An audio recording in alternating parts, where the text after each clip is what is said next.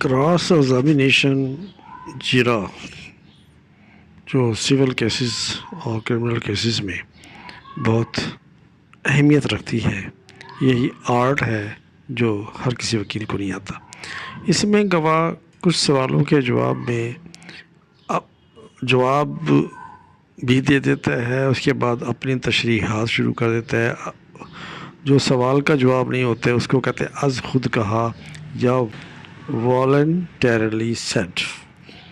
تو اس voluntarily sad یا از خود کہا، والنٹیرلی اسٹیٹمنٹ یا از خود کہا کی کیا قانونی حیثیت ہے، کیا قانونی ویلیو ہے، شہادتی اہمیت ہے کہ نہیں ہے۔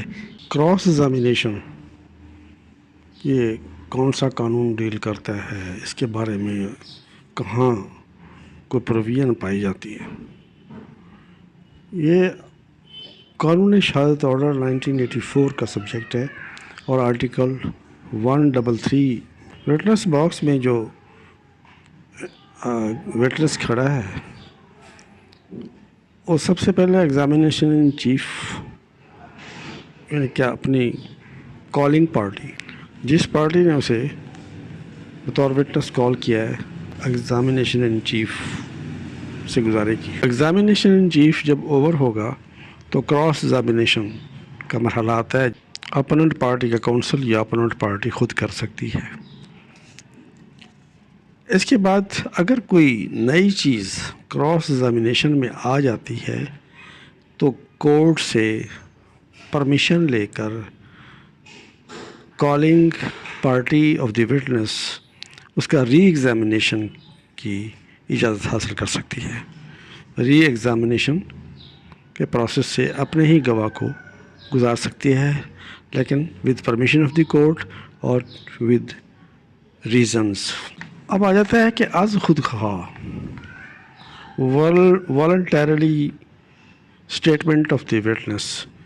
اب قانون نے تو تین ہی باتیں کہی ہیں، examination in chief, then cross examination thereon, اور اگر کوئی کراس ایگزامینیشن کے درمیان نئی چیز آ جائے، کالنگ پارٹی پلینٹف یا ڈیفینڈنٹ جس کا وہ وٹنس ہے اس پر ری ایگزامینیشن کی پرمیشن کورٹ سے حاصل کر سکتی ہے۔ اب والنٹیرلی اسٹیٹمنٹ کیا ہے؟ از خود کہا جس کو کہتے ہیں، جی لکھیں جی از خود کہا۔ ہوتا یہ ہے کہ ڈیورنگ کراس ایگزامینیشن جب اس سے کوئی سوال کیا جاتا ہے، ڈیورنگ کراس ایگزامینیشن جب کونسل ثانی اپوزنگ پارٹی کا کونسل ڈیفینڈنٹ ہو یا پلینٹف جو بھی ہے اس سے کوئی سوال کرتا ہے، کیونکہ اس میں لیڈنگ کویشچن بھی پوچھ سکتے ہیں۔ کراس ایگزامینیشن کے دوران لیڈنگ کویشچن پوچھے جا سکتے ہیں۔ لیڈنگ کویشچن کیا ہے؟ جس کا جواب یس یا نو میں آ سکے۔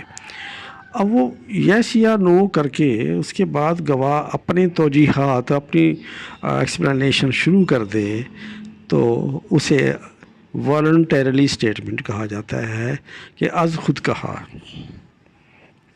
کیونکہ وہ سوال کا جواب نہیں ہوتا۔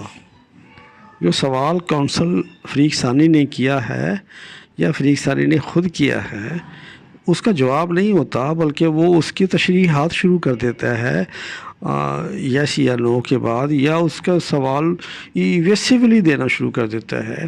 والنٹیرلی اس کا جواب دینے کے بعد جو از خود کہنا شروع کر دیتا ہے تو وہ سوال کا جواب نہیں ہوتا۔ ایسے سوال کو قانون کی نظر میں کوئی اہمیت حاصل نہیں ہے۔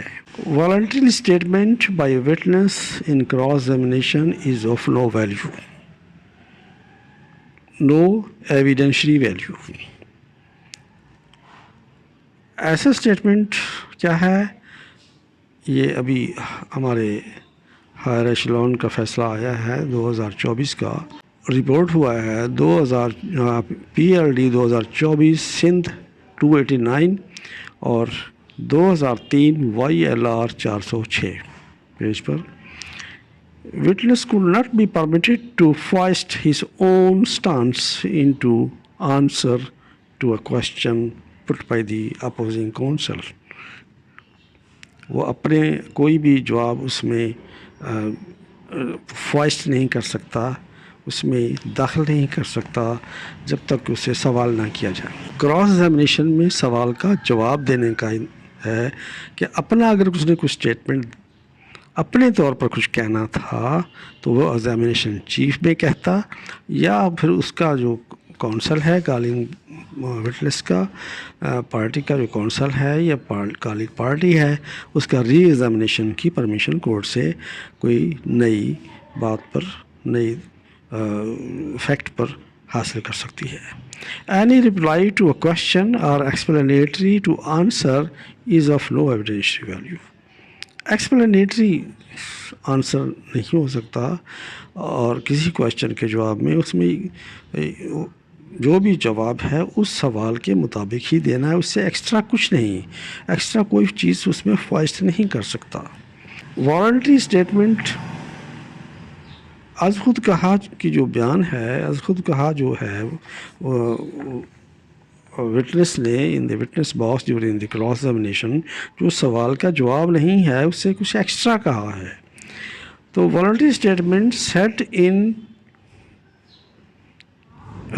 Voluntary statement set against rule of re examination. تو اس سے رول آف ری ایگزامینیشن اسی لیے ہے کہ اگر کوئی ایسی بات نئی آئی ہے جو کراس ایگزامینیشن کے دوران پیدا ہو چکا ہے فیکٹ، جس کو وٹنس کی کالنگ پارٹی، جس کا وہ وٹنس ہے، پی ڈبلیو ہے یا ڈی ڈبلیو ہے، اس کو ری ایگزامینیشن میں لا سکتے ہیں انڈر آرٹیکل 133 آف قانون شہادت آرڈر۔ یہ نہیں ہے کہ وہ اسی میں اپنے سوال کے جواب کے بعد کچھ اپنے طور پر اس میں ایڈ کر سکے، فوائد کر سکے۔ اگر کوئی نیو فیکٹ آ گیا ہے، میں نے پہلے بھی عرض کیا ہے، during the cross examination induct کر دیا ہے کونسل فریق ثانی نے، جو کراس ایگزامینر ہے کونسل، تو اس پر ری ایگزامینیشن کی پروویژن موجود ہے۔